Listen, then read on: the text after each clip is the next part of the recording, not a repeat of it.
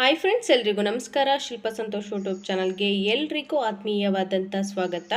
Friends, ಇವತ್ತಿನ ವಿಡಿಯೋದಲ್ಲಿ ತುಂಬ ಸಿಂಪಲ್ ಆಗಿ ಸಬ್ಬಸಿಗೆ ಸೊಪ್ಪಿನ ಪಡ್ಡುನ ಯಾವ ರೀತಿ ಮಾಡೋದು ಅಂತ ನೋಡ್ಕೊಳ್ಳೋಣ.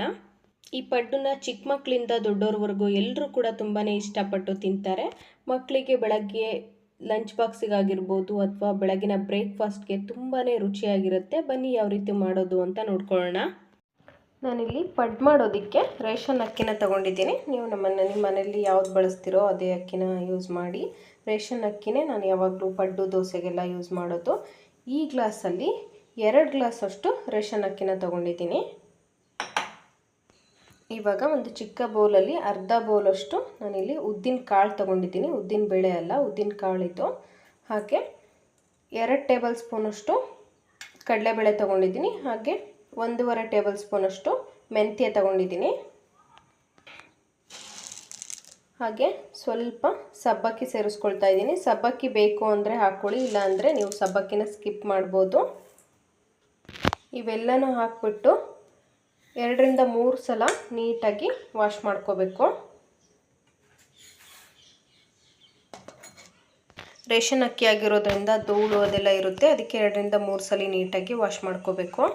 2 ರಿಂದ 3 ಸಲ ನೀಟಾಗಿ ವಾಶ್ ಮಾಡ್ಕೊಂಡಿದ್ದೀನಿ. ಇದು ನೆನೆಯೋದಕ್ಕೆ ಎಷ್ಟು ಬೇಕು ಅಂತ ನೋಡಿಬಿಟ್ಟು ನೀರನ್ನು ಸೇರಿಸಿ 4 ರಿಂದ 5 ತಾಸು ಚೆನ್ನಾಗಿ ನೆನೆಸ್ಕೋಬೇಕು. ಅಕ್ಕಿನ 4 ರಿಂದ 5 ತಾಸು ನೆನೆಯೋದಕ್ಕೆ ಬಿಡಬೇಕು. ನೋಡಿ, ಅಕ್ಕಿ ನೆನೆಯೋದಕ್ಕೆ ಎಷ್ಟು ನೀರು ಬೇಕು ಅಂತ ನೋಡಿಬಿಟ್ಟು ನೀರನ್ನು ಸೇರಿಸ್ಕೊಂಡಿದ್ದೀನಿ. ಇದು 4 ರಿಂದ 5 ತಾಸು ಚೆನ್ನಾಗಿ ನೆನೆಸ್ಕೋಬೇಕು. ಆ ರೀತಿ ನೆನೆಯೋದಕ್ಕೆ ಬಿಡಬೇಕು. ಪ್ಲೇಟನ್ನು ಮುಚ್ಚಿ ನೆನೆಯೋದಕ್ಕೆ ಇಡ್ತಾ ಇದ್ದೀನಿ. ನೋಡಿ, ಇವಾಗ 5 ತಾಸು ಆಗಿದೆ. ಅಕ್ಕಿ, ಕಡಲೆಬೇಳೆ, ಉದ್ದಿನ ಕಾಳು ಹಾಗೆ ಸಬ್ಬಕ್ಕಿ ಎಲ್ಲ ಕೂಡ ಚೆನ್ನಾಗಿ ನೆಂದಿದೆ. ಇವಾಗ ಒಂದು ಮಿಕ್ಸಿ ಜಾರ್ ತಗೊಂಡು ಸಾಫ್ಟಾಗಿ ಗ್ರೈಂಡ್ ಮಾಡ್ಕೋಬೇಕು. ನೋಡಿ, ಇವಾಗ ಮಿಕ್ಸಿ ಜಾರ್ಗೆ ಅನ್ನ ಮತ್ತು ಅಕ್ಕಿನೆಲ್ಲ ಹಾಕಿ ಚೆನ್ನಾಗಿ ಗ್ರೈಂಡ್ ಮಾಡ್ಕೋಬೇಕು. ನಿಮಗೆ ಅನ್ನ ಬೇಕು ಅಂದರೆ ಸೇರಿಸ್ಕೊಳ್ಳಿ, ಇಲ್ಲಾಂದರೆ ಸ್ಕಿಪ್ ಮಾಡ್ಕೊಳ್ಳಿ. ನೋಡಿ, ಸಾಫ್ಟಾಗಿ ಗ್ರೈಂಡ್ ಮಾಡ್ಕೊಂಡಿದ್ದೀನಿ. ನಿಮಗೆ ತುಂಬ ಸಾಫ್ಟಾಗಿ ಬೇಕು ಅಂದರೆ ಸಾಫ್ಟಾಗಿ ಗ್ರೈಂಡ್ ಮಾಡ್ಕೊಳ್ಳಿ, ಅಥವಾ ತರಿಯಾಗಿರಲಿ ಅಂದರೆ ನೀವು ಸ್ವಲ್ಪ ತರಿಯಾಗಿ ಗ್ರೈಂಡ್ ಮಾಡ್ಕೋಬೋದು. ಅನ್ನ ಬೇಕು ಅಂದರೆ ಹಾಕ್ಕೊಳ್ಳಿ, ಇಲ್ಲಾಂದರೆ ಸ್ಕಿಪ್ ಮಾಡಿ. ಅನ್ನ ಹಾಕೋದ್ರಿಂದ ಪಡ್ಡು ಸಾಫ್ಟಾಗಿ ಬರುತ್ತೆ ಅಂತ ನಾನು ಅನ್ನನ ಸೇರಿಸ್ಕೊಂಡಿದ್ದೀನಿ. ನೀವು ಗ್ರೈಂಡ್ ಮಾಡಬೇಕಾದ್ರೆ ತುಂಬ ತೆಳುವಾಗಿ ಗ್ರೈಂಡ್ ಮಾಡ್ಕೊಬಿಡಿ, ಸ್ವಲ್ಪ ಗಟ್ಟಿಯಾಗಿರಲಿ. ಬೇಕು ಅಂದರೆ ಸ್ವಲ್ಪ ನೀರನ್ನು ಆ್ಯಡ್ ಮಾಡ್ಕೋಬೋದು.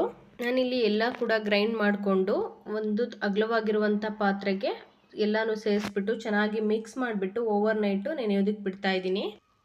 ಆನಂತರ ನಾನಿಲ್ಲಿ 2 ಕಟ್ಟು ಸಬ್ಬಸಿಗೆ ಸೊಪ್ಪು ತಗೊಂಡಿದ್ದೀನಿ. ಮೀಡಿಯಮ್ ಸೈಜ್ದು 2 ಕಟ್ಟಿದೆ ಸಬ್ಬಸಿಗೆ ಸೊಪ್ಪು. ನೀಟಾಗಿ ವಾಶ್ ಮಾಡಿಬಿಟ್ಟು ಚೆನ್ನಾಗಿ ಸಣ್ಣದಾಗಿ ಹೆಚ್ಚಿಟ್ಕೊಂಡಿದ್ದೀನಿ. ಹಾಗೆ 4 ರಿಂದ 5 ಈರುಳ್ಳಿ ಕಟ್ ಮಾಡಿಟ್ಕೊಂಡಿದ್ದೀನಿ. ಸ್ವಲ್ಪ ಕಾಯಿ ತುರಿ, ಸ್ವಲ್ಪ ಕೊತ್ತಂಬರಿ, ಸ್ವಲ್ಪ ಕರಿಬೇವು, ಹಾಗೆ ಒಂದು 3 ರಿಂದ 4 ಮೀಡಿಯಮ್ ಸೈಜ್ ಕ್ಯಾರೆಟ್ನ ತುರಿದಿಟ್ಕೊಂಡಿದ್ದೀನಿ. ಹಾಗೆ ಹಸಿಮೆಣ್ಸಿಕಾಯಿ ರುಬ್ಬಿಟ್ಕೊಂಡಿದ್ದೀನಿ. ನೀವು ಹಾಗೆ ಹಸಿಮೆಣ್ಸಿಕಾಯನ್ನ ಹೆಚ್ಚಿಬಿಟ್ಟು ಕೂಡ ಹಾಕ್ಕೋಬೋದು. ಹಂಗೆ ಬಾಯಿಗೆ ಸಿಗ್ತಾ ಇರುತ್ತೆ, ತಿನ್ನೋದಕ್ಕೆ ಚೆನ್ನಾಗಿ ಅನಿಸಲ್ಲ ಅಂತ ನಾನು ಹಾಕ್ಕೊಂಡಿದ್ದೀನಿ. ನೋಡಿ, ಇವಾಗ ಹಿಟ್ಟನ್ನು ನೋಡ್ತಾ ಇರ್ಬೋದು, ತುಂಬ ಚೆನ್ನಾಗಿ ಫರ್ಮೆಂಟೇಷನ್ ಆಗಿದೆ ಹಿಟ್ಟು. ಇದನ್ನು ನೀಟಾಗಿ ಮಿಕ್ಸ್ ಮಾಡ್ಕೋಬೇಕು. ನಾನು ಯಾವುದೇ ರೀತಿ ಉಪ್ಪು ಮತ್ತು ಸೋಡಾನ ಮುಂಚೆನೇ ಹಾಕಿರೋದಿಲ್ಲ. ನಾನು ಮಾರನೇ ದಿನವೇ ಉಪ್ಪು ಮತ್ತು ಸೋಡಾ ಹಾಕ್ಕೊಳ್ಳೋದು. 1 ಟೇಬಲ್ ಸ್ಪೂನಷ್ಟು ಉಪ್ಪು ಹಾಗೆ 1/4 ಟೇಬಲ್ ಸ್ಪೂನಷ್ಟು ಸೋಡಾನ ಸೇರಿಸ್ಕೊಳ್ತಾ ಇದ್ದೀನಿ.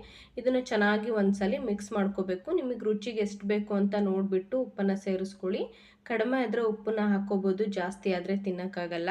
ಇವಾಗ ಈ ಹಿಟ್ಟಿಗೆ ಚಿಕ್ಕದಾಗಿ ಕಟ್ ಮಾಡಿಟ್ಕೊಂಡಿರುವಂಥ ಈರುಳ್ಳಿ ಹಾಗೆ ಕೊಬ್ಬರಿ, ಕೊತ್ತಂಬರಿ, ಕರಿಬೇವು, ತುರಿದಿಟ್ಕೊಂಡಿರುವಂಥ ಕ್ಯಾರೆಟ್ ಎಲ್ಲನೂ ಸೇರಿಸ್ಬಿಟ್ಟು ಚೆನ್ನಾಗಿ ಮಿಕ್ಸ್ ಮಾಡ್ಕೋಬೇಕು. ಮತ್ತು ಉಪ್ಪು ಖಾರ ಏನಾದರೂ ಕಡಿಮೆ ಆಗಿದ್ದರೆ ನೀವು ಮತ್ತೆ ಒಂದು ಹಸಿರು ಮೆಣಸಿಕಾಯಿ ಹಾಕ್ಕೋಬೋದು, ಉಪ್ಪನ್ನು ಸೇರಿಸ್ಕೋಬೋದು.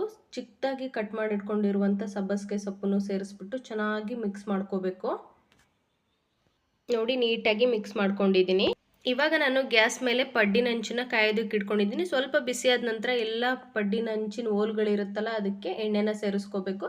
ಎಣ್ಣೆ ಸ್ವಲ್ಪ ಬಿಸಿಯಾದ ನಂತರ ನಾವು ಈ ರೀತಿ ಒಂದು ಸೌಟ್ ತಗೊಂಡು, ನಿಮಗೆ ಎಷ್ಟೆಷ್ಟು ಜಾಸ್ತಿ ದಪ್ಪ ಬೇಕು ಅಂದರೆ ಜಾಸ್ತಿ, ಚಿಕ್ಕದಾಗಿರಲಿ ಪಡ್ಡು ಅಂದರೆ ಸ್ವಲ್ಪ ಸ್ವಲ್ಪನೇ ಸೇರಿಸ್ಕೋಬೇಕು. ನೀವು ಎಣ್ಣೆ ಹಾಕೋದ್ರಿಂದ, ತಳಕ್ಕೆ ಎಣ್ಣೆ ಹಾಕೋದ್ರಿಂದ ಪಡ್ಡು ಹಿಡಿಯೋದಿಲ್ಲ ಅಂತ ತಳಕ್ಕೂ ಹಾಕಬೇಕು ಮತ್ತು ಮೇಲೂ ಕೂಡ ಸ್ವಲ್ಪ ಎಣ್ಣೆನ ಸೇರಿಸ್ಬೇಕು. ತಿನ್ನೋದಕ್ಕೂ ರುಚಿಯಾಗಿರುತ್ತೆ, ಪಡ್ಡು ಕೂಡ ಹಿಡಿಯೋದಿಲ್ಲ ಅಂತ. ಎಲ್ಲ ಎಣ್ಣೆನೂ ಸೇರಿಸ್ಬಿಟ್ಟು ಎಲ್ಲ ಪಡ್ಡಿನ ಹಂಚಿಗೂ ಎಣ್ಣೆನ ನೀಟಾಗಿ ಸೇರಿಸ್ಬಿಟ್ಟು 4 ರಿಂದ 5 ನಿಮಿಷ ಚೆನ್ನಾಗಿ ಬೇಯಿಸ್ಕೋಬೇಕು. 4ರಿಂದ 5 ನಿಮಿಷಕ್ಕೆಲ್ಲ ಪಡ್ಡು ಚೆನ್ನಾಗಿ ಬೆಂದ್ಕೊಳ್ಳುತ್ತೆ. ನಾವು ಒಂದು ಪ್ಲೇಟನ್ನು ಮುಚ್ಚಿ ಬೇಯಿಸ್ಕೋಬೇಕಾಗತ್ತೆ.